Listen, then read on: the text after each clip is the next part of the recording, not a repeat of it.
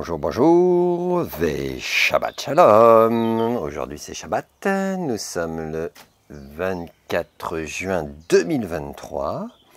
J'espère que tout le monde va bien et si ça va pas, eh ben, prions pour que ça aille mieux et observons le Shabbat parce que c'est au travers du Shabbat que nous pouvons aller mieux, comme c'est au travers avec le repos, au travers du repos, qu'on peut récupérer. Donc le Shabbat est précieux. J'insiste et j'insiste et j'insiste. Le Shabbat est la clé de voûte de la foi, de la Emouna. C'est fou de dire ça, hein, mais c'est pas pour rien que le Shabbat est le commandement central des 10 commandements, des 10 paroles. Il est au milieu. Il est au milieu. Il est le pivot qui donne l'axe entre les commandements vers Dieu et les commandements envers notre prochain. Et le Shabbat, il est la porte. C'est la station, c'est la frontière, c'est cette porte, tout simplement, qui permet de mieux comprendre Dieu et notre prochain. C'est extraordinaire. Alors quand je parle du Shabbat, attention, hein, je ne parle pas comment dire, des interdictions et des obligations religieuses légalistes qui enferment l'Esprit de Dieu dans une boîte et qui en fait, on ne peut pas enfermer l'Esprit de Dieu. Hein. On peut rien. Il est esprit, donc on peut pas le maîtriser. Mais c'est justement, on le chasse plutôt. On dit Esprit de Dieu, va-t'en. Et donc Shabbat, va-t'en, ça veut dire ça en fait. Non, il faut laisser le Shabbat nous régénérer, donc c'est-à-dire l'ordonnance que Dieu nous donne d'observer le Shabbat. Et ben, quand on l'observe, et ben, Dieu fait une œuvre régénératrice dans notre âme. Et ça nous dépasse complètement. Hein. On peut le ressentir ou pas. C'est spirituel. Et Dieu agit tantôt d'une manière, tantôt d'une autre, de façon à ce qu'on ne puisse pas le calculer, le prévoir à l'avance. C'est lui qui prévoit tout à l'avance, c'est lui qui connaît toutes choses à l'avance, mais c'est pas nous. Donc ne cherchons pas à trop comprendre comment il fonctionne, mais cherchons plutôt à observer ses ordonnances. Et alors, parce qu'on observe ses ordonnances, on rentre dans la vie. C'est ce que Yeshua a dit, j'en ai déjà parlé dans un autre audio, que c'est en observant les prescriptions de Dieu qu'on rentre dans la vie éternelle. Et il le dit, Yeshua, dans Matthieu chapitre 19, quand l'homme riche lui demande ce qu'il doit faire pour entrer dans la vie éternelle. Yeshua lui dit tout simplement d'observer les ordonnances. Donc le Shabbat nous donne l'énergie de repos, qui est très importante pour mieux vivre l'énergie de l'activité, l'énergie créatrice de la semaine. C'est vraiment important, c'est vraiment important. Voilà pour l'introduction avec le Shabbat, parce qu'aujourd'hui on est Shabbat. Et j'aime insister sur le Shabbat parce que autant beaucoup profanent le Shabbat, autant j'en parlerai. C'est juste pour créer un équilibre, hein. C'est pas que je suis... comment dire, fanatique du Shabbat. Non, pas du tout. Enfin, fanatique, dans le sens péjoratif. Non, je ne suis pas un religieux. Non, c'est juste que je dois apporter l'équilibre. Voilà, c'est ma participation pour tenter d'apporter l'équilibre dans tout ce qui se passe dans ce monde. Parce que notre mission en tant qu'enfant de Dieu, c'est de participer à la réparation du monde. Hein, le tikkun olam, là, qu'on dit en hébreu. C'est la réparation du monde. Et pour participer à cette réparation, il faut sensibiliser le monde aux ordonnances du Seigneur. Et les ordonnances du Seigneur se résument avec les 10 en-têtes, les 10 prescriptions, les 10 titres du livre de la vie qu'on retrouve dans Exode chapitre 20 et qui se détaille après dans toute la Torah et dans l'Évangile, parce que l'Évangile est précieux pour mieux comprendre la Torah et la Torah est précieuse pour mieux comprendre l'Évangile. Et au travers de ça, on peut commencer à participer à la réparation du monde. C'est comme ça que ça se passe. Hein. La réparation du monde, c'est quand le monde va se tourner de plus en plus vers Dieu au travers du Messie. Parce que si on se tourne vers Dieu sans prendre le bon chemin, alors on va se tourner vers des divinités païennes qui vont se faire passer pour Dieu. Et alors, des nouvelles religions encore vont se créer. Alors que Dieu ne demande pas de religion. On demande une relation. Alors ça, souvent, on l'entend, hein, Dieu n'est pas religion, mais relation. C'est complètement vrai. Mais attention à ce que cette idée, cette explication ne devienne pas en elle-même encore une formule religieuse qu'on dit par cœur sans vraiment avoir la relation. Hein. Donc, voilà, c'est vraiment important de vivre une relation. Et cette relation, elle est concrète au travers des ordonnances. C'est pas une relation qu'on s'invente, là, allez, je suis avec mon Dieu, Ça, c'est au début, parce que, voilà, on est petit, voilà, on papillonne, on comprend pas tout, et c'est comme ça qu'on se fait avoir, hein, et qu'on perd du temps. Hein. Donc, autant passer directement à la phase relationnelle réelle.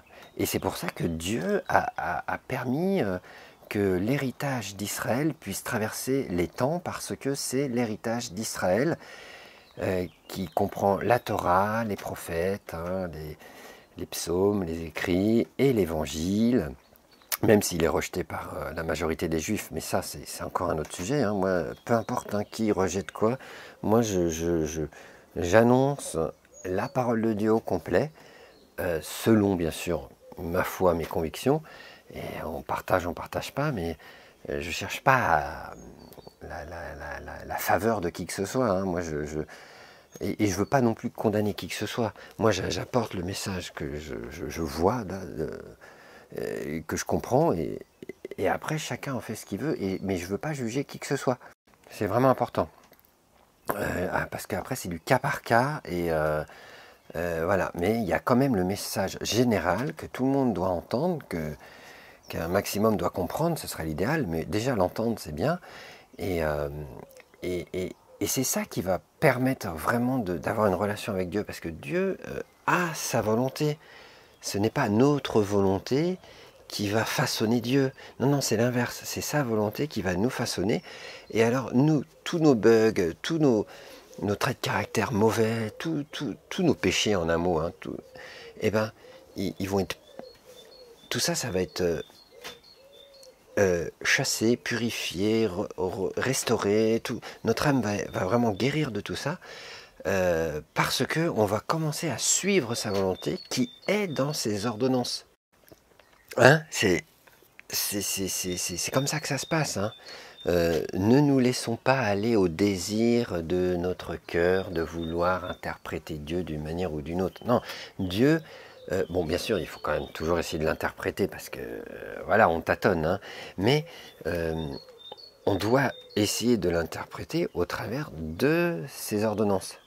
Hein, qui se résume, j'insiste, au travers des 10 paroles. Hein, des 10 paroles. Donc, il suffit d'aller les voir, les 10 paroles. Hein. Tiens, allons les voir. Parce que là, j'en parle, mais si on a ces 10 paroles-là comme fondement, après, bien sûr, avoir reçu le message de l'Évangile, hein, parce qu'il faut être d'abord réconcilié avec Dieu. Hein, il faut être réconcilié, il faut bien s'entendre avec une personne, avec notre prochain, pour commencer à apprendre à le connaître. Et il faut bien s'entendre au début. Hein. Donc Dieu envoie d'abord, premièrement, son évangile, et ensuite, une fois qu'on est réconcilié, parce qu'on a compris qu'il nous pardonne, quelle que soit notre condition, quel que soit notre péché, si on se tourne vers lui et qu'on lui demande pardon pour notre condition de pécheur, et qu'on veut changer, mais on ne peut pas parce qu'on est pris par notre péché, alors lui, il vient nous délivrer en nous apportant premièrement le pardon des péchés, et ensuite il nous restaure petit à petit, et c'est là où on vit tout un chemin de délivrance, d'enseignement de vie, de purification, de justification, de sanctification. Et alors, on peut se tourner vers lui avec une bonne conscience, parce qu'on sait qu'il nous pardonne, et on sait qu'il sait parfaitement qui on est, et on n'a rien à lui cacher, donc on peut se tourner vers lui avec une bonne conscience, grâce au pardon des péchés que l'Évangile apporte. Donc une fois que l'étape de l'Évangile est bien acquise dans notre cœur, alors on peut étudier les prescriptions de Dieu. Et ces prescriptions de Dieu, donc c'est toute la parole de Dieu, hein, alors c'est toute une vie, hein, c'est même l'éternité. Hein. Donc ne nous pressons pas de tout comprendre et tout apprendre, parce qu'on ne peut pas. Mais empressons-nous quand même de plonger nos regards dans la parole de Dieu, dans la loi de la liberté, comme dit l'apôtre Jacques. Hein. C'est une loi qui nous donne la liberté, parce que elle nous apporte le fonctionnement réel de la vie, physique, naturelle, terrestre et spirituelle, céleste. Il y a tout dedans. Donc c'est pour ça qu'on a besoin de cet enseignement. Et Dieu, dans sa bonté, il a résumé cet enseignement éternel en 10 points. C'est quand même gentil de sa part. Hein. Petit jus de fruits. Alors, goûtons au jus de fruits, aux fruits, aux ordonnances du Seigneur. Les 10 commandements. Donc c'est dans Exode chapitre 20. Une fois que le peuple d'Israël, le peuple hébreu, on va dire, est sorti d'Égypte. Donc l'Égypte, c'est un code, hein, bien sûr, qui veut dire l'oppression, hein, si on veut traduire en français. En hébreu, c'est Mitzraïm, c'est l'étroitesse d'esprit, l'oppression, les soucis du monde, l'angoisse qu'on peut vivre. Et là, actuellement, de nos jours, là, beaucoup sont en Égypte, donc beaucoup sont sous l'oppression. Hein. Ils subissent l'oppression de ce monde. Esprit de pauvreté, esprit de colère, de convoitise, l'inquiétude, les déchirures dans les couples, dans les familles, tout ça c'est l'oppression. C'est l'oppression, et qui se résume en un mot qu'on traduit en français par Égypte. Mais sinon, l'Égypte, le pays, l'Égypte en lui-même, ce pays, voilà, il y a aussi des bonnes choses en Égypte. Hein. C'est pas tant le pays, hein, qui est donné, c'est un code. Hein, c'est un code. Donc, Exode chapitre 20. Alors, Dieu prononça toutes ces paroles en disant. Là, ils sont sur le mont Sinaï. Hein. Enfin, ils sont au pied du mont Sinaï. Hein. Voilà, hein, c'est pas très loin de l'Égypte, hein, d'ailleurs, hein, parce qu'ils sont sortis d'Égypte. Voilà. Alors Dieu prononça toutes ces paroles en disant « Je suis l'Éternel, ton Dieu, qui t'ai fait sortir du pays d'Égypte, de la maison de servitude. » Voilà, ça c'est une traduction. Là, je suis en version Louis II, hein, pour que tout le monde puisse reconnaître. Enfin, la majorité en tout cas. Donc, on reconnaît que Dieu est vraiment... qu'on est vraiment en relation avec Dieu, parce que il nous a fait sortir du pays d'Égypte, ou autrement dit, de la maison de servitude. Parce que quand on vient à Dieu par l'Évangile, on est libéré du poids du péché, parce qu'on est pardonné devant Dieu. Et alors, le péché nous rend esclaves, hein. On est esclave du péché. Et quand on vient à Dieu, on sort de cette condition d'esclavage du péché. Donc on sort de cette maison de servitude, quelle qu'elle soit. Hein, quel que soit le péché. Là, on ne rentre pas dans les péchés de chacun. Ça, c'est entre chacun et Dieu. Hein. Moi, je parle de la généralité, là. Donc, on sait qu'on commence à avoir une relation avec Dieu quand on est sorti de l'Égypte, quand on est sorti de la maison de servitude. Et ça, c'est le travail de l'Évangile. Donc en fait, là, voilà. Dieu commence par évangéliser, là. Voilà, mais c'est voilé. Il faut le décrypter, Ensuite, une fois qu'on a vécu l'Évangile, on peut commencer à écouter et à mettre en pratique les ordonnances du Seigneur. Et il commence direct par une ordonnance vraiment très très très précieuse pour que notre relation avec lui, avec Dieu, ne soit pas brouillée. Il dit, tu n'auras pas d'autre Dieu devant ma face. Que cela veut-il dire? Il développe ensuite, tu ne te feras point d'image taillée, ni de représentation quelconque qui sont en haut dans les cieux, qui sont en bas sur la terre, et qui sont dans les eaux plus bas que la terre. Tu ne te prosterneras point devant elles, et tu ne les serviras point, car moi, l'Éternel, ton Dieu, je suis un Dieu jaloux. Jaloux comme un mari aimant son épouse, il sera jaloux si quelqu'un tourne autour de son épouse. C'est dans ce sens-là, donc c'est une jalousie saine. Donc je suis un Dieu jaloux qui punit l'iniquité des pères sur les enfants jusqu'à la 3e et à la 4e génération de ceux qui me haïssent. Oui, parce que là il décrit en fait le péché d'idolâtrie. Et l'idolâtrie nous fait haïr Dieu. Mais c'est aussi le Dieu qui fait miséricorde, verset 6, et qui fait miséricorde jusqu'en 1000 générations à ceux qui m'aiment et qui gardent, quoi? Mes commandements. Voilà, ça c'est une ordonnance très très très importante. Je la relis. Tu n'auras pas d'autre Dieu devant ma face. Tu ne feras point d'image taillée, ni de représentation quelconque des choses qui sont en haut dans les cieux, qui sont en bas sur la terre, et qui sont dans les eaux plus bas que la terre. Tu ne te prosterneras point devant elles, et tu ne les serviras point. Car moi, l'Éternel, ton Dieu, je suis un Dieu jaloux, qui punit l'iniquité des pères sur les enfants jusqu'à la 3e et à la 4e génération de ceux qui me haïssent, et qui fait miséricorde jusqu'en 1000 générations à ceux qui m'aiment et qui gardent mes commandements. Voilà, donc, pas d'image taillée, de peur de se prosterner devant ces images, et d'irriter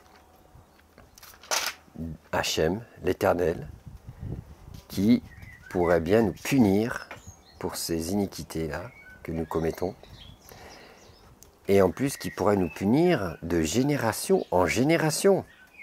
Donc s'il y en a qui ne comprennent pas pourquoi ils sont apparemment maudits, pourquoi ils ont tel problème, telle maladie, tel ceci, tel cela, pourquoi? Alors que quand on regarde leur vie, ils n'ont pas apparemment fait vraiment des choses mauvaises. Ils ont une vie quand même correcte. Comment ça se fait? Eh bien, ça se pourrait que ce soit des péchés générationnels, transgénérationnels. Alors, quand c'est comme ça, eh bien, tournez-vous vers le Seigneur et demandez-lui pardon pour l'iniquité des pères, pour l'iniquité des générations passées. Seigneur, je te demande pardon pour tout ce qui s'est passé de mal dans les générations précédentes. Seigneur, que le péché, que la malédiction soit coupée dans le nom précieux de Yeshua. Seigneur, coupe, coupe, coupe, qu'il n'y ait plus de lien avec les péchés générationnels. Dans le nom précieux du Messie ressuscité, merci Père, cela est coupé. Maintenant j'avance avec toi et je ne regarde pas en arrière, car celui qui met la main à la charrue et qui regarde en arrière n'est pas digne d'être le disciple du Messie. Amen et amen.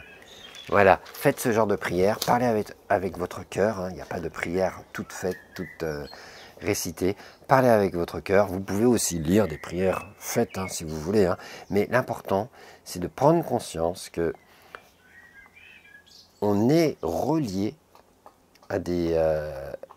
on forme un corps de génération en génération. Et parfois, il y a des bénédictions ou des malédictions qui se transmettent. Et donc, c'est important de couper, déjà de mettre ça en prière, comme je viens de faire là par exemple. Déjà mettre ça en prière et ensuite essayer de comprendre quel est notre héritage et s'en séparer toujours plus. Donc par exemple, si vous faites partie vous avez un héritage justement gardons cette première ordonnance là où il ne faut pas faire d'image taillée. Enfin, c'est la première ordonnance, c'est la deuxième, hein, en fait, c'est la deuxième, je crois. Ouais, voilà. Parce que la première ordonnance, c'est vraiment comprendre que Dieu est celui qui nous sort de la maison de servitude, qui nous sort de nos péchés, hein, par l'évangile. Hein. Donc ensuite, il nous dit de ne pas faire d'image taillée, de ne pas participer à ce genre de péché. Donc si dans vos générations précédentes, il y a eu ce genre de péché, eh ben, séparez-vous de tout ce qui est en lien avec ce genre de péché, quoi. Par exemple, je ne sais pas moi, si vous avez chez vous allez, bah là on parle des images taillées, donc si vous avez une image taillée, une statue... alors une image taillée, c'est en 3D, en 3 dimensions. Hein, c'est pas une photo, hein, c'est pas une photo, bien qu'on puisse aussi faire avec une photo, on peut en faire une idole, hein, mais on peut faire une idole avec tout. Donc voilà, là il parle vraiment d'images taillées, c'est-à-dire d'images en 3D. Hein. Ça c'est le premier niveau de lecture. Hein. Bien sûr il y en a d'autres, hein, les images taillées dans notre cœur, mais restons au premier niveau là pour l'instant. Si vous avez des statues, des choses comme ça qui représentent, je ne sais pas moi, voilà, hein, comme il dit, hein, dès que ça représente des choses qui sont en haut dans les cieux, qui sont en bas sur la terre, ou qui sont dans les eaux plus bas que la terre, et que c'était quelque chose de sacré, vaut mieux s'en séparer. Hein, vaut mieux s'en séparer. Par exemple, si vous avez une statue de la...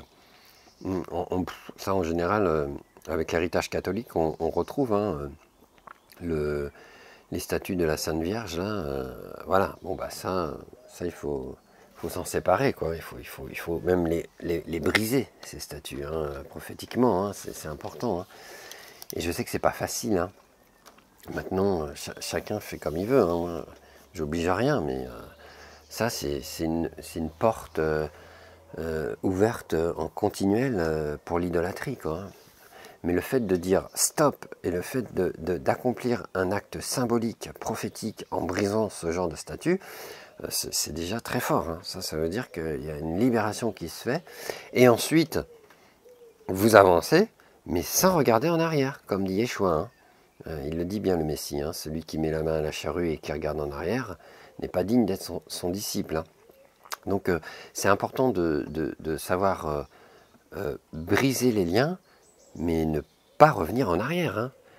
Parce que sinon, comme la femme de Lot, là, quand ils ont fui Sodome et Gomorrhe, juste avant le jugement de l'Éternel avec hein, par le feu, là, la pluie de feu, là, et ben la femme de Lot a regardé en arrière et elle s'est transformée en statue de sel. Hein. Donc c'est vraiment une symbolique qui montre que sac, on est figé et on n'arrive plus à avancer, quoi. Hein. Donc attention au piège de demander pardon à Dieu, de se repentir et ensuite de revenir en arrière. Parce que ça c'est un grand piège. Hein. C'est un grand piège. Voilà. Donc, et alors, si on observe bien cette ordonnance-là, déjà, il y a beaucoup de choses qui se règlent. Hein. Il y a beaucoup de choses qui se règlent. Hein. Donc, vraiment, elle est précieuse, hein, cette ordonnance-là. Hein.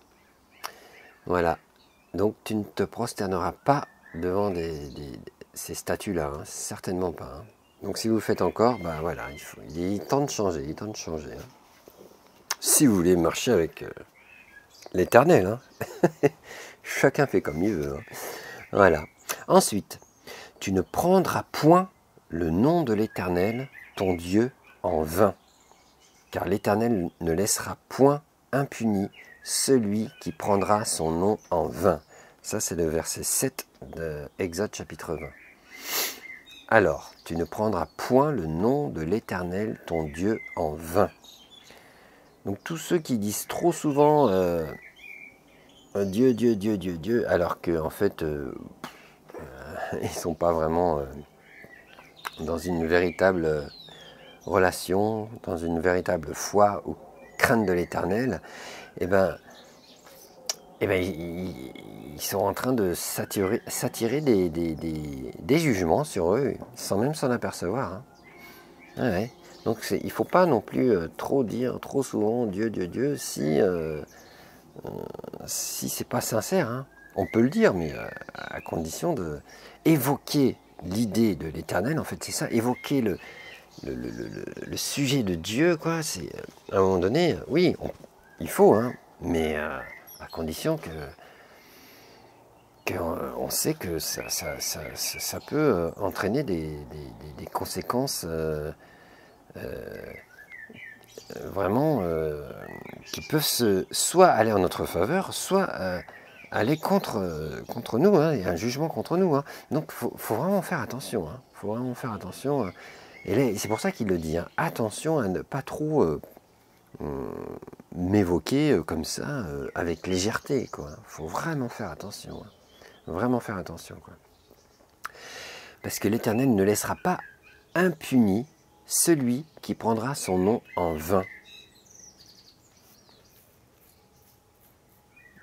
C'est quand même assez intéressant qu'ils prennent le temps de consacrer une ordonnance pour dire ça, quoi. Je veux dire, ça veut dire que c'est super important, quoi.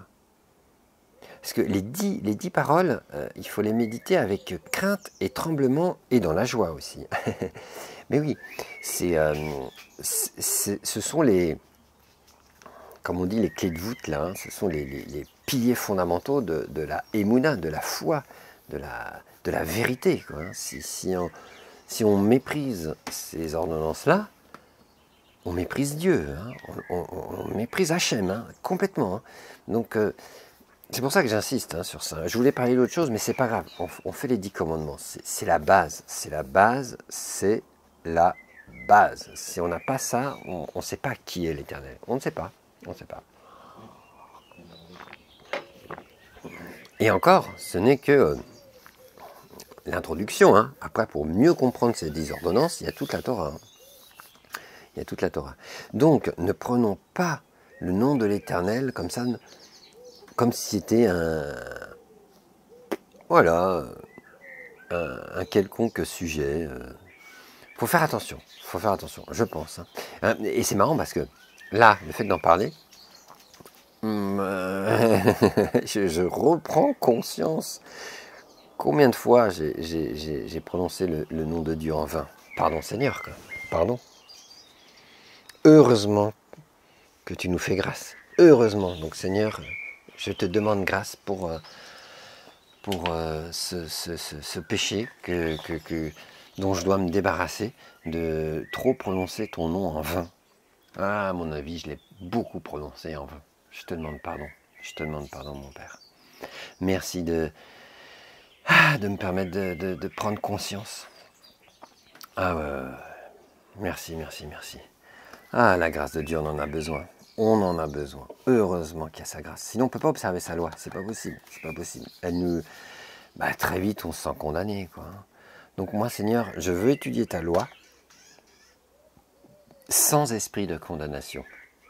C'est pour ça que je te demande grâce. Permets-moi, Seigneur, permets-moi d'étudier ta Torah avec joie, crainte et tremblement, et avec une bonne émouna, une bonne connexion en te connaissant toi, qui tu es, et celui que tu as envoyé, le Mashiach, crucifié, ressuscité.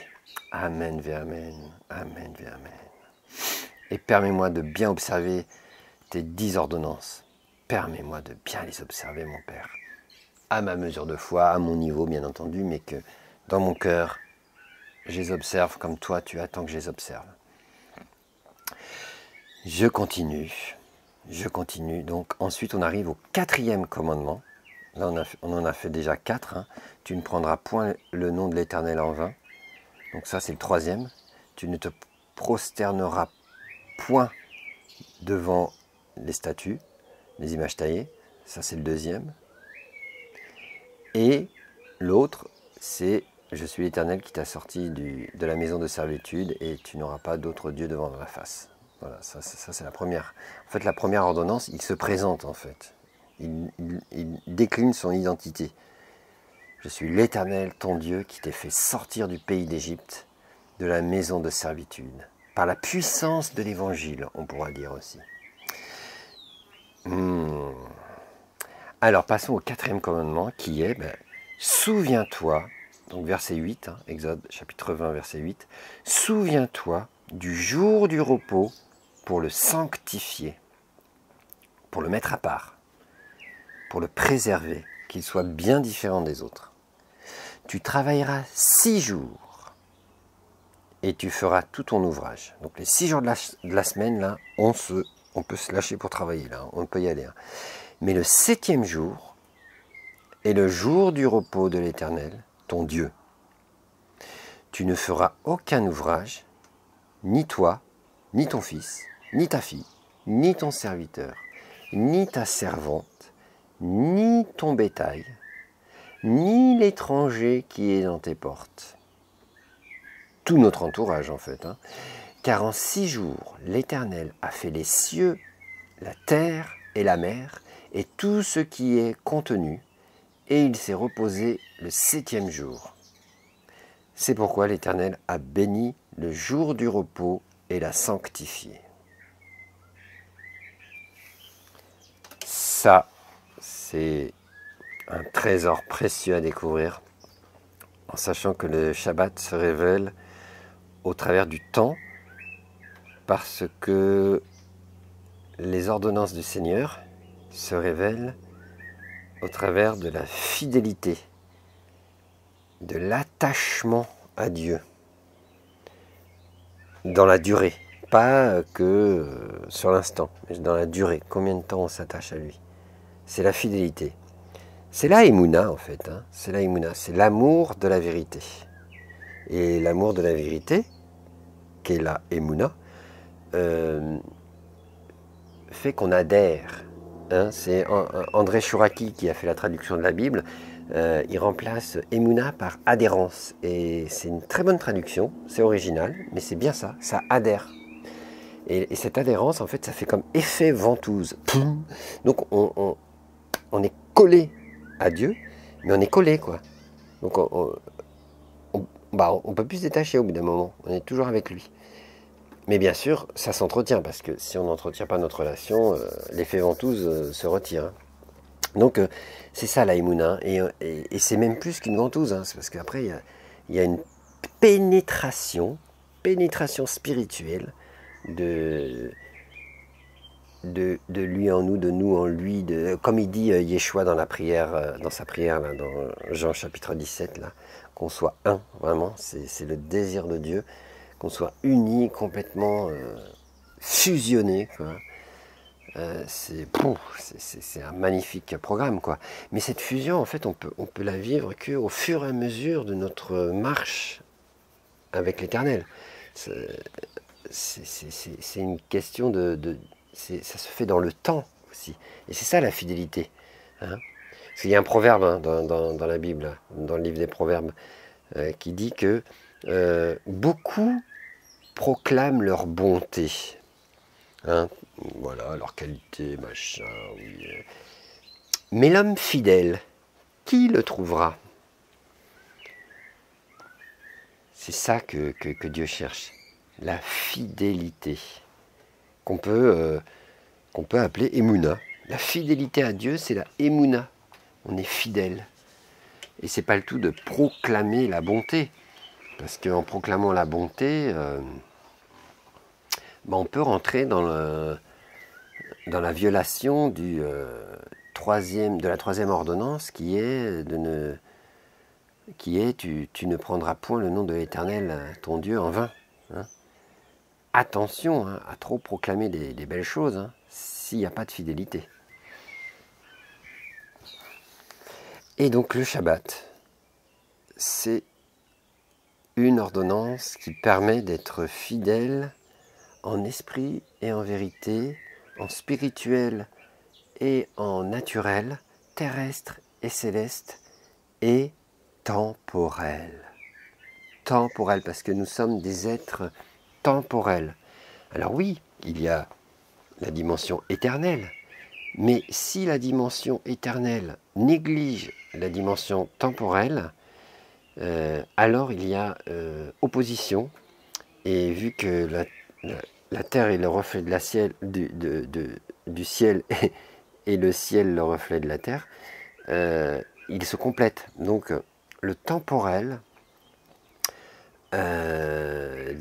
se complète à l'éternel, c'est-à-dire que ici-bas, on observe l'éternité dans la dimension temporelle. On ne peut pas négliger le temporel. Sinon, on néglige ce monde. Non, ici, il y a un enjeu qui est tout particulier par rapport au ciel, au Olam Haba. Ici, c'est le Olam Hazé, c'est le monde visible, le monde concret, la Asiya, comme on dit, là, le monde de l'action. Voilà, ici, on est là pour agir. Et pour agir ici-bas, concrètement, il faut de la matière. Et donc, il faut du temps. Mais oui, même Einstein, il a dit E égale MC2, là. On va sans rentrer dans ces formules que je ne maîtrise pas trop. Mais l'énergie a besoin de matière aussi pour vraiment se manifester. Et la matière, elle est automatiquement liée au temps. Tout ça, c'est errad, c'est uni, c'est lié, quoi. C'est lié. Et donc, le Shabbat nous permet de faire descendre l'éternité dans le temporel. On devient maître du temps parce qu'on l'arrête au moment où Dieu nous le demande. C'est-à-dire, au moment du Shabbat, le temps de la semaine, il s'arrête. Il y a une pause, un relâchement. C'est le temps de relâche. Et là, la semaine, le rythme de la semaine, il est coupé. Il s'arrête. Et réussir à faire ça au moment où Dieu le demande, et donc c'est là où on rentre dans un autre point de discussion, c'est quand observer le Shabbat. Eh ben, c'est simple. Par défaut, on suit le rythme du peuple choisi par Dieu. Ne soyons pas rebelles, tout simplement. Voilà. Quand on est greffé sur un arbre, on suit le rythme de l'arbre. Et on améliore le goût du fruit. Donc, mais on va pas contre. Donc, l'olivier franc, c'est Israël. C'est ça en fait. Donc, et Israël, même si Israël on pourrait dire qu'il est malade de la tête aux pieds, c'est quand même Israël. Et justement, c'est pour ça qu'il y a besoin de la greffe pour le soigner, cet arbre. Donc le peuple hébreu, le peuple juif, actuellement là, ce qu'on voit, soyons vérité, n'allons pas que dans le spirituel. Il faut aussi du naturel. C'est toujours le juste équilibre. Naturel et spirituel, ils sont appelés à faire un. Donc là, en ce moment, qui détient les oracles de Dieu? C'est le peuple juif. C'est le peuple juif. Alors oui, les chrétiens détiennent certains oracles de Dieu au travers de l'Évangile, mais il y a aussi des fausses doctrines. Il y a de l'apostasie dans la chrétienté, donc il y a, hein, ça se discute. Mais de toute façon, qui sont les aînés? Et ça, il faut respecter les aînés, même si notre monde nous enseigne à les mépriser, mais Dieu nous enseigne à respecter les aînés jusqu'à leur dernier souffle. Et là, le peuple juif, le peuple juif incarne l'aîné. Ce sont nos aînés. Maintenant, si on méprise ça, bon, bah, mépriser ça, mais moi je méprise pas ça. Donc moi, c'est vraiment, c'est vraiment comme ça que je fonctionne. Et que Dieu fonctionne aussi, on le voit dans sa parole. Hein, le peuple juif, voilà. Même Yeshua, il a dit qu'il était le roi des Juifs, c'est-à-dire qu'il est le roi des aînés, et donc de tous les cadets, Benjamin et compagnie, tous ceux de la famille qui en découlent. Hein. Mais premièrement, le roi des aînés, c'est le roi des Juifs. Donc même s'il a été rejeté, hein, parce que c'est nécessaire pour accomplir les prophéties, donc c'est normal. Hein. Tout va bien, hein, tout va bien. Depuis 2000 ans, là, le plan de Dieu se déroule comme il doit se dérouler.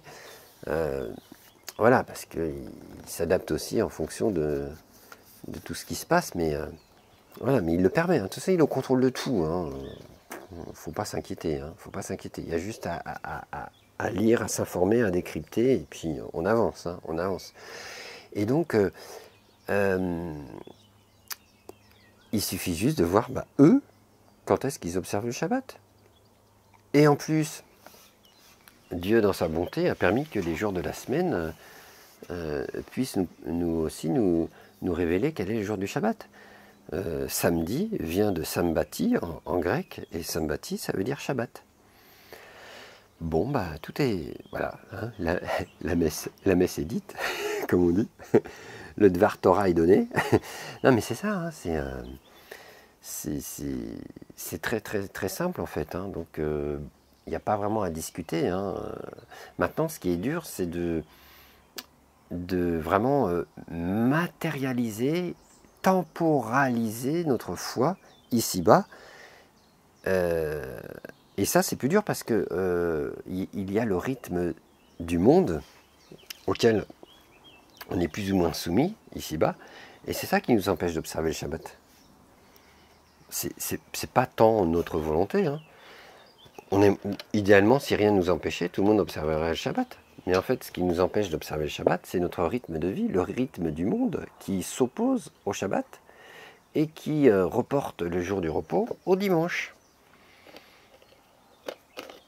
Le dimanche qui est le premier jour de la semaine, là où on commence les activités normalement.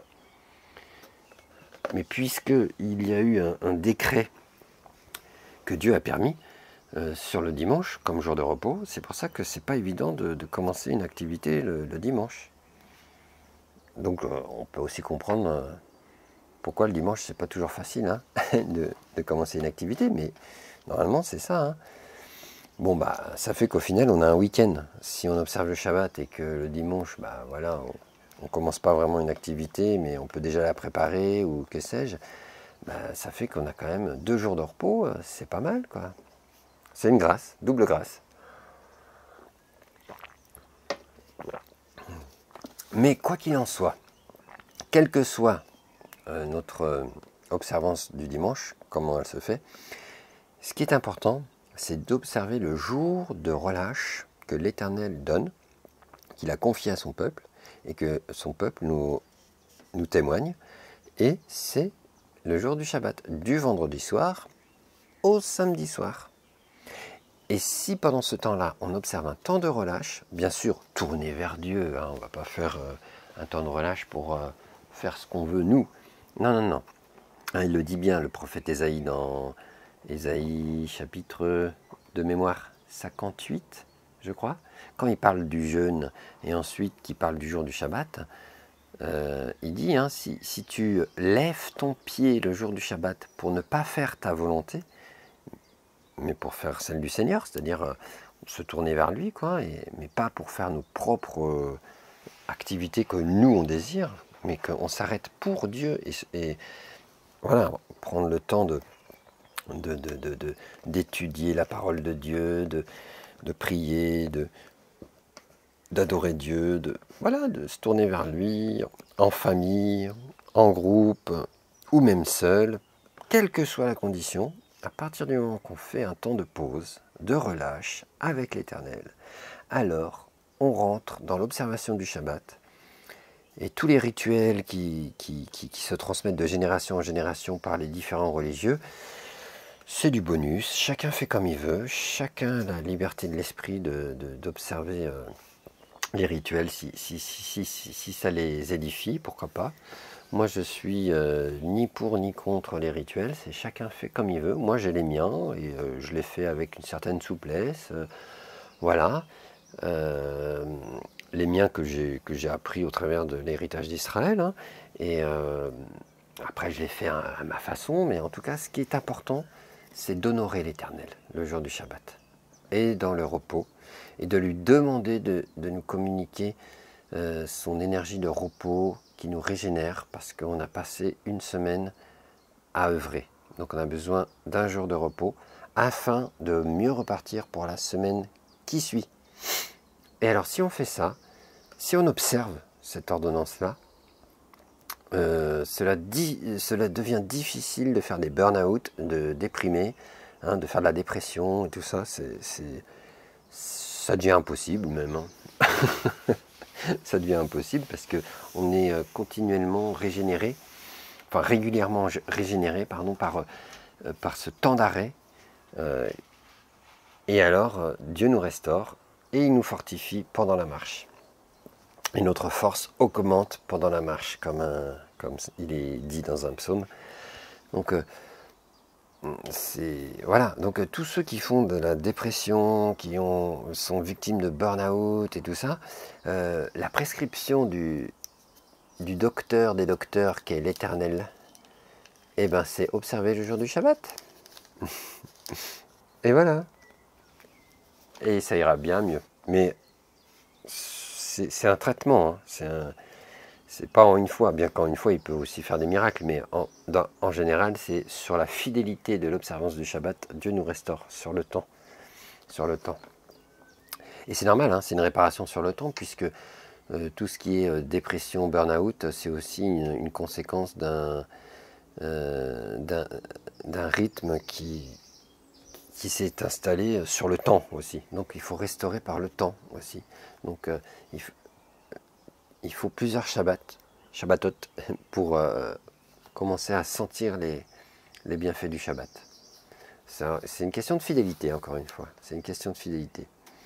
La fidélité, c'est ce qu'il y a de plus précieux pour Dieu. Et non pas simplement proclamer notre bonté. Hein. Ça, c'est facile. Ça, c'est facile. Mais la fidélité, c'est quand même plus dur. Hein. Mais la bénédiction est d'autant plus grande. Voilà, donc ça c'est la bénédiction du Shabbat. Et en plus, quand on s'arrête, le jour du Shabbat, on déclare, on proclame, on prouve par notre Emouna que c'est Dieu qui a créé le ciel et la terre en 6 jours. Hein, comme il est mentionné dans Exode chapitre 20, verset 11, « Car en 6 jours, l'Éternel a fait les cieux, la terre et la mer, et tout ce qui est contenu, et il s'est reposé le 7e jour. C'est pourquoi l'Éternel a béni le jour du repos et l'a sanctifié. » C'est un jour particulièrement béni et sanctifié par Dieu. Et bien sûr, quand il est marqué « il s'est reposé », c'est-à-dire qu'il s'est arrêté, hein, tout simplement. Mais reposer, c'est une traduction qui est pas mal, je trouve, pour nous enseigner ce qu'on doit faire, nous, les hommes, le jour du Shabbat. Ensuite, donc voilà, hein, on proclame vraiment toutes ces choses. Hein. C'est pas seulement un jour de repos, mais on proclame que Dieu a créé l'univers, le cosmos, le ciel, la terre en 6 jours. Ou en 6 étapes, si on veut rentrer un peu plus dans la science. 6 étapes. Donc c'est pas forcément 6 jours de 24 heures, c'est 6 étapes. Maintenant, ça fait... C'est tout un sujet à part entière, hein. J'en parlerai pas ici. Hein. Ensuite, donc, 5, sixième ordonnance, chapitre 20, toujours dans Exode, verset 12. Honore ton père et ta mère, afin que tes jours se prolongent dans le pays que l'Éternel, ton Dieu, te donne. Ça y est, maintenant on commence à rentrer dans les ordonnances envers notre prochain. Jusqu'à maintenant, c'était les ordonnances envers Dieu. Donc le Shabbat, hein, c'est une ordonnance envers Dieu. Hein. Et hop, maintenant, on passe à notre prochain. C'est pour ça que le Shabbat, c'est une porte. C'est un pivot entre Dieu et les hommes. D'où l'importance d'observer le Shabbat. Honore ton père et ta mère, afin que tes jours se prolongent dans le pays que l'Éternel, ton Dieu, te donne. Honorer son père et sa mère, c'est-à-dire nos aînés en gros, hein, la source, honorer la source. Celui qui honore son père et sa mère honore Dieu. Et inversement, hein, celui qui méprise son père et sa mère méprise Dieu. Et honorer, en fait, en hébreu, le mot c'est kavod. Kavod, c'est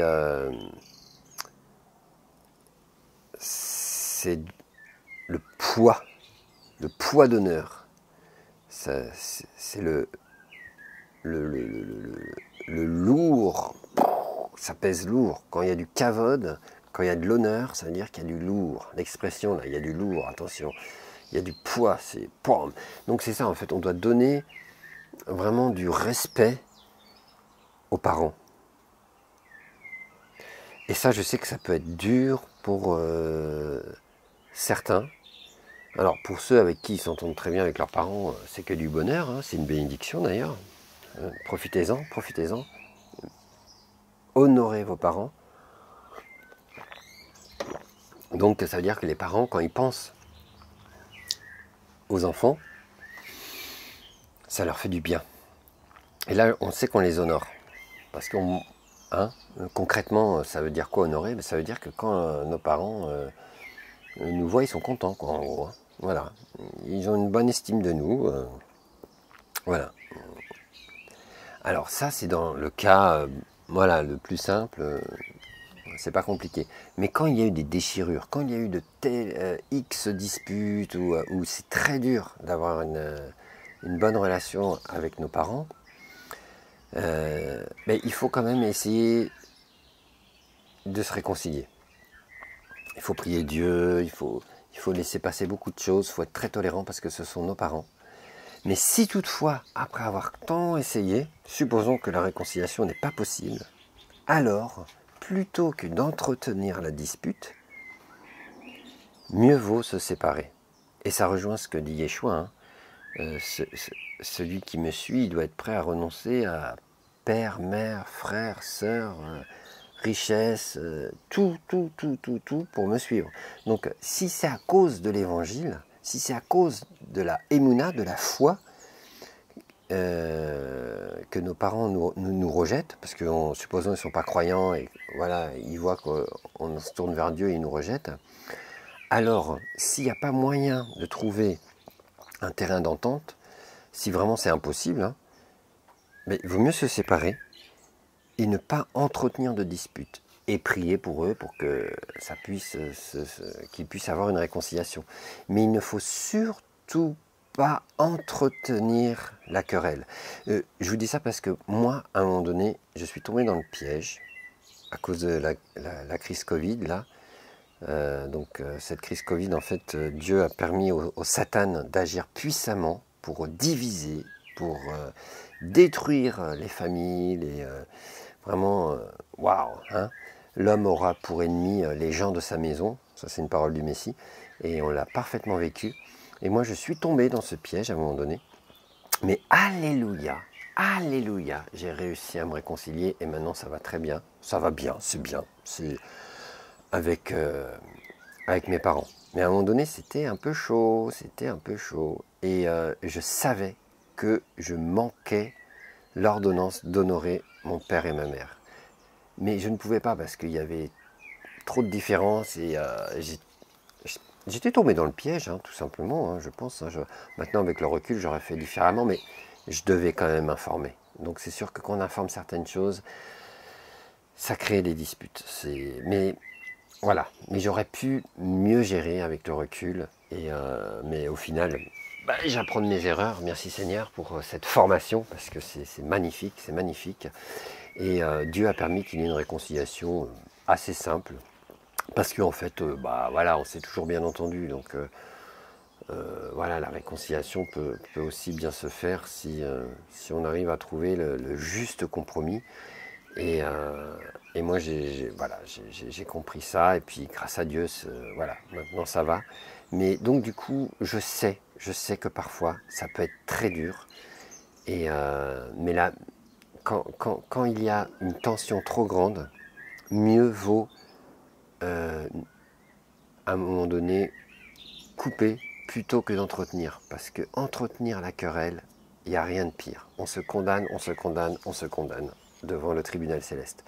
Et le sang de Yeshua ne va pas forcément nous couvrir. Peut-être pendant un temps, parce que la grâce de Dieu nous surprendra toujours. Mais le sang de Yeshua, donc qui nous purifie de nos péchés, spirituellement, couvre les péchés involontaires. Tout ce qui est volontaire n'est pas couvert par le sang de l'agneau. Et d'ailleurs, les péchés volontaires peuvent être eux aussi effacés que quand il y a une repentance, une vraie teshuva. Mais qui dit repentance, vraie teshuva, ça veut dire que quelque part, il y a des choses qu'on ignorait. Et on prend enfin conscience de notre bêtise. Donc c'est pour ça qu'on ne peut pas faire teshuva quand bon nous semble. La teshuva, c'est un don de Dieu, parce qu'il nous fait prendre conscience de quelque chose, et alors on se détourne. Là, oui, le sang de l'agneau agira. Mais si on agit en connaissance de cause, qu'on n'honore pas notre père et notre mère quand on agit de telle manière, mais il n'y a rien qui nous protège.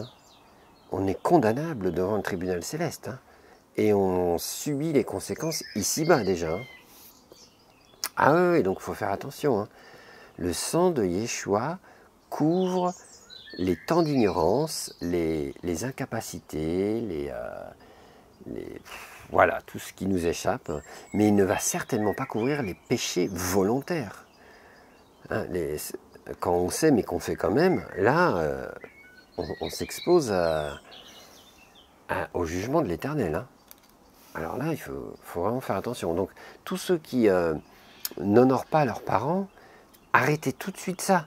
Vaut mieux couper la relation, parce que sinon, c'est pire. Alors, quand on peut se préserver, parce qu'on n'habite pas sous le même toit, ou c'est plus facile, bon bah voilà, la solution, c'est un temps de silence dans un premier temps, le temps de prendre du recul et mieux comprendre la situation. Mais quand on vit sous le même toit, qu'est-ce qu'on doit faire? Eh bien là, il faut apprendre à tendre l'autre joue. Et là, on rentre dans une dimension de l'évangile, de puissance, que j'ai pu vivre, moi, à un moment donné, mais pas avec mes parents, mais dans un autre cadre, un autre contexte. Et j'ai compris que c'est quoi tendre l'autre joue. C'est pas se laisser tuer. La Torah ordonne la légitime défense. Non, non. Tendre l'autre joue, c'est-à-dire que il faut accepter quelques injustices. Donc ça doit, comme on dit l'expression là, que ça doit couler comme l'eau coule sur les plumes d'un canard. Il faut laisser pisser, il faut laisser faire. Et c'est pas évident parce que notre amour propre en prend un coup quand il y a des disputes et tout ça. Mais il ne peut pas avoir de dispute si on n'entretient pas la dispute. La dispute, c'est quand l'un dit quelque chose et l'autre rétorque et il y a dispute. Mais s'il n'y en a qu'un qui dit quelque chose, la dispute ne peut pas vraiment s'entretenir, quoi. Elle finit par s'éteindre d'elle-même et Dieu bénira. Donc c'est ça, tendre l'autre joue, c'est-à-dire que c'est quand c'est une question d'amour-propre, il faut savoir s'écraser. Voilà. Mais au niveau de l'amour-propre, pas de la légitime défense, vraiment question de vie ou de mort, c'est différent. Donc c'est ça en fait. Donc tous ceux qui n'arrivent pas à honorer leurs parents, ben, apprenez à tendre l'autre joue et mettez cela en prière pour que Dieu vous enseigne ce que c'est. Et alors vous manifesterez l'amour de Christ véritablement auprès de vos parents. Et là, ils verront vraiment qui est Dieu au travers de vous. Voilà. Et là, ben, voilà, vous aurez une occasion de honorer vos parents, même si ils vous disputent, et ben vous les aimez, vous dites rien, vous ne leur répondez pas, vous ne rétorquez pas, et alors ça se passera bien. Voilà. Et Dieu vous soutiendra dans l'épreuve. Voilà, donc, et honore ton père et ta mère. Je veux dire, on perd la connexion avec l'Éternel si on n'observe pas ça. C'est vraiment précieux, précieux, précieux. Honore ton père et ta mère. Et bien entendu, comme les ordonnances se suivent, et ce n'est pas un hasard, celui qui honore son père et sa mère aura plus de facilité à observer le Shabbat. Et celui qui observe le Shabbat comprendra mieux comment honorer son père et sa mère. Et c'est pareil pour tous les commandements qui se suivent. Hein. Ils s'enchaînent et ils sont liés les uns aux autres et chacun apporte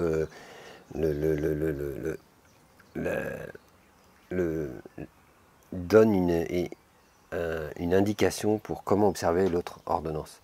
Chaque ordonnance enseigne l'autre ordonnance. C'est extraordinaire. Ensuite, donc, sixième ordonnance, Exode chapitre 20, verset 13, « Tu ne tueras point ».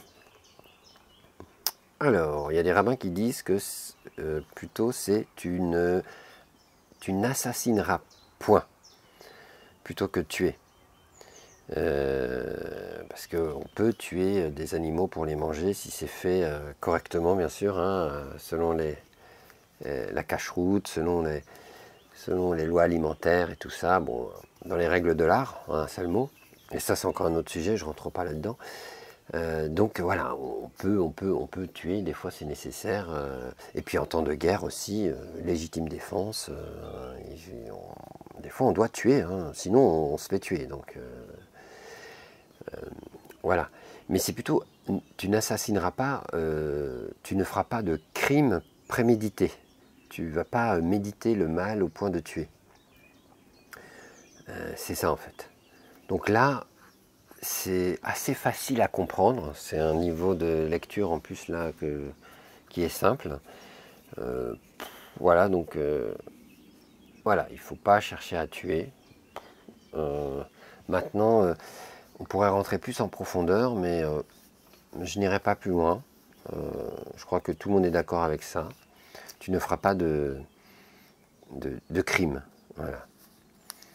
Tu ne commettras pas de crime. Ensuite, verset 14, donc 5, la septième ordonnance, tu ne commettras point d'adultère. Bon, là aussi, hein, c'est assez simple hein, à comprendre, plus dur à mettre en pratique, parce qu'il y a l'adultère au sens pshat, littéral, et après il y a l'adultère aussi spirituel, qui rejoint l'idolâtrie, les images taillées, tout ça. Hein. Donc voilà, mais bon, je pense que là aussi, c'est assez compréhensible au sens premier, hein, pas d'adultère. Donc bien sûr, tous ceux qui sont dans l'adultère, bah, ils se séparent de Dieu, hein, donc repentez-vous, hein, que voulez-vous que je vous dise.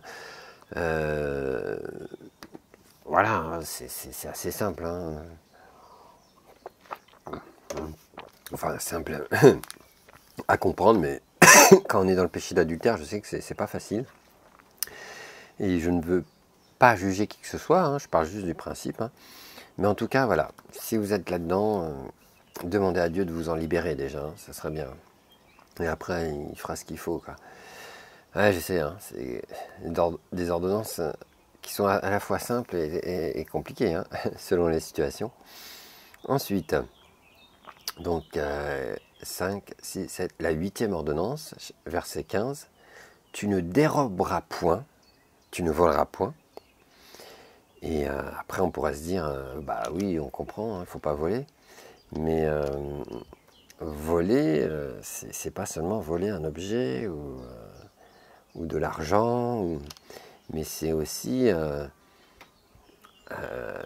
tu ne voleras point aussi, par exemple, l'honneur d'une personne.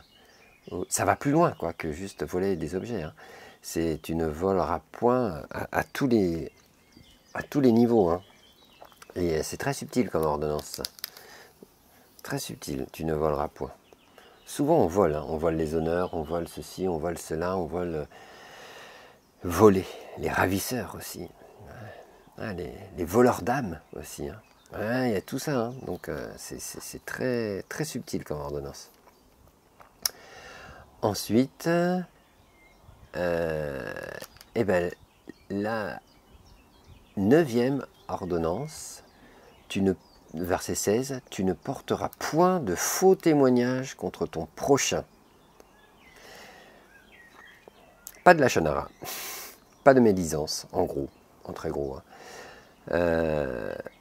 Ouais, ne pas mal parler. Et là, c'est très dur, hein, parce qu'on en fait tous. Hein. On en fait tous. Hein.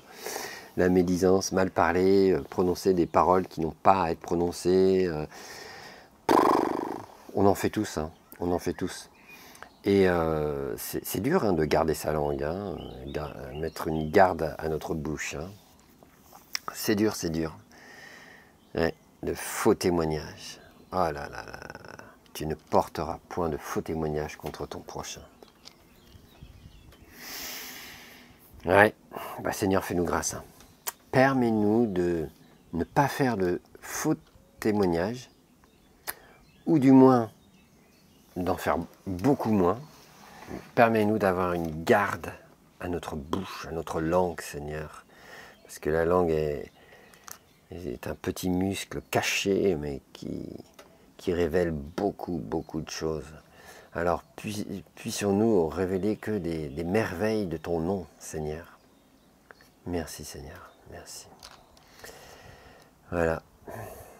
Et enfin, la dernière ordonnance. Tu ne convoiteras point la maison de ton prochain. Tu ne convoiteras point la femme de ton prochain, ni son serviteur, ni sa servante, ni son bœuf, ni son âne, ni aucune chose qui appartienne à ton prochain. La convoitise.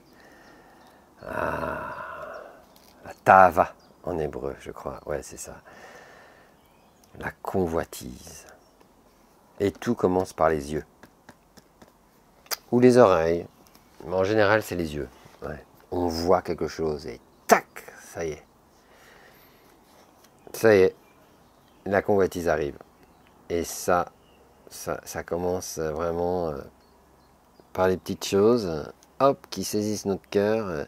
Mais en général, ce sont des choses qu'on sait qu'on ne doit pas les regarder. Mais on les regarde quand même. Parce que Dieu a permis que la convoitise soit contrée par le contrôle de notre regard au travers des ordonnances de Dieu. Plus on observe les ordonnances de Dieu, et plus on comprend ce qu'on peut regarder et ce qu'on ne doit pas regarder. Et au travers de cela, le péché de convoitise s'estompe et finit par disparaître, quoi. Donc c'est pour ça qu'il faut étudier la Torah, parce que c'est au travers d'elle qu'on apprend à observer les 10 paroles. Les 10 paroles. Donc par exemple, tu ne convoiteras point la maison de ton prochain. Donc tout ce qui se trouve dans la maison de son prochain, il ne faut pas essayer de l'obtenir. On peut s'en inspirer éventuellement, mais il ne faut pas essayer de récupérer ce qu'il a, lui. Hein. Donc ça, on peut comprendre. Hein. On peut comprendre. Hein. Mais la maison de notre prochain, ça inclut sa femme. Eh oui. Son serviteur, sa servante, son bœuf, son âne. Donc soit les animaux, hein, soit aussi la symbolique de ce que c'est. Le bœuf, par exemple, c'est voilà, la force, l'âne, c'est le service, c'est vraiment toutes ces choses-là qui sont en lien avec ce que ces animaux procurent comme service, comme fonction. Tu vois, il faut décliner hein, tout ça. Hein. Donc en fait, on voit qu'il faut vraiment rien convoiter des choses qui appartiennent à notre prochain. Et là, je le dis comme ça, c'est trop léger, là, ce que je dis. Il faut rentrer plus dans les explications, dans l'étude de la Torah.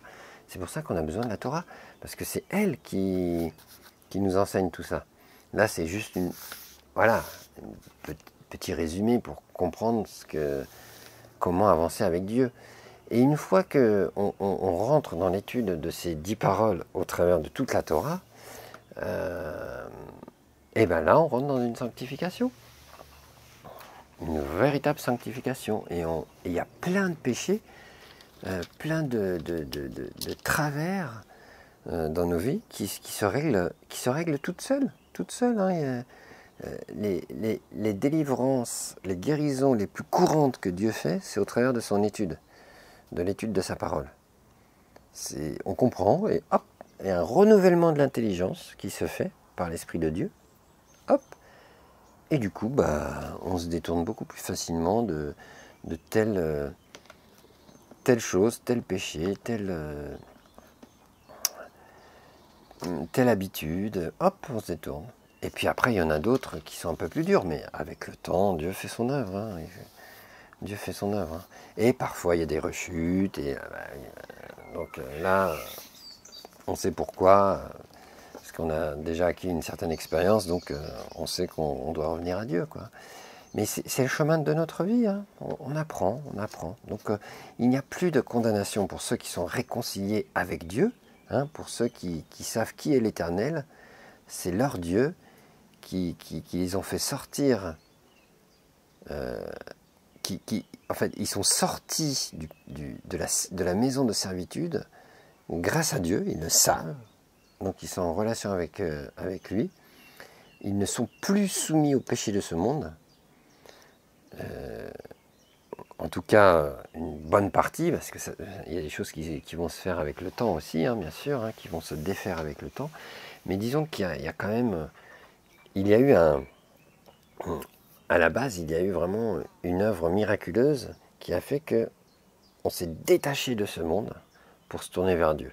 Et ça c'est l'évangile, ou ceux qui n'ont pas reçu l'évangile, mais qui se sont tournés vers la Torah, ils ont aussi vécu ça, parce qu'en fait, l'évangile, c'est le pardon des péchés, pour nous amener à la Torah, et parfois, Dieu amène directement à la Torah. Ça ne veut pas dire que l'évangile est annulé, mais c'est parce que le plan de Dieu nous échappe, et parfois, il y en a qui viennent à la Torah, mais puisque la Torah, c'est Yeshua, c'est le Messie, ils auront la révélation un peu plus tard, c'est tout. Parce que des fois, ça va dans un autre sens. Pourquoi? Je sais pas. Voilà, c'est les mystères de la foi. Mais si on regarde correctement la feuille de route, il faut d'abord être réconcilié avec Dieu. Et il y a le message de l'évangile quand on ne renie pas l'évangile, bien sûr. Parce que le piège, c'est qu'il y a des enseignants qui renient l'évangile. Bon, s'ils renient l'évangile, hein, c'est sûr, on peut aller à la Torah directement, mais voilà. On va vite s'apercevoir qu'il y a plein de choses qu'on ne peut pas accomplir.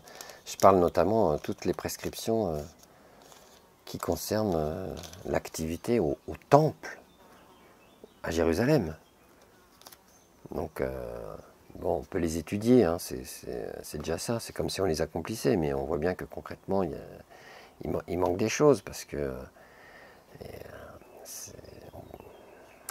voilà. Mais bon, hein, toutes ces contradictions, justement, elles sont rééquilibrées avec l'évangile. Et c'est pour ça qu'il faut les deux, c'est important. Voilà, donc, voilà, je tenais à faire un petit partage au travers avec les 10 ordonnances, parce que je pense que c'est quand même assez important de les réviser régulièrement.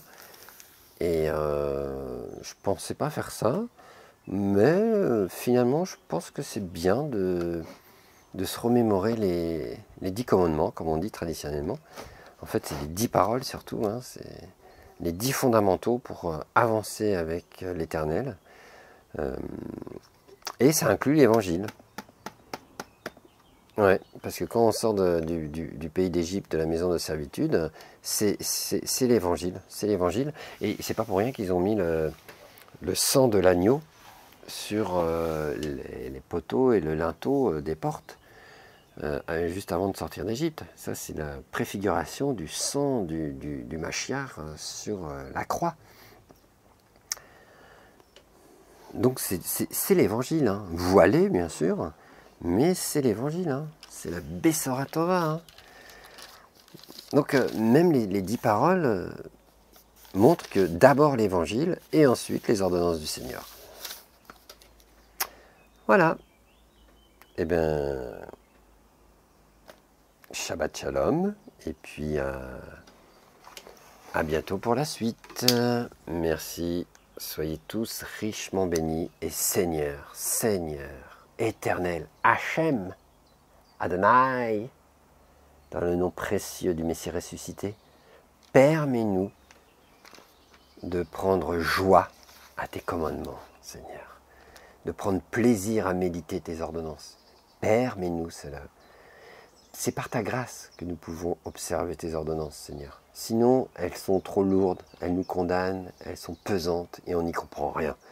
Par contre, par ta grâce, cela devient un sujet de joie, de Simchat Torah. Alléluia. Merci de nous bénir, Seigneur, par le renouvellement de l'intelligence de notre cœur. Dans le nom précieux d'Yeshua. Amen et Amen.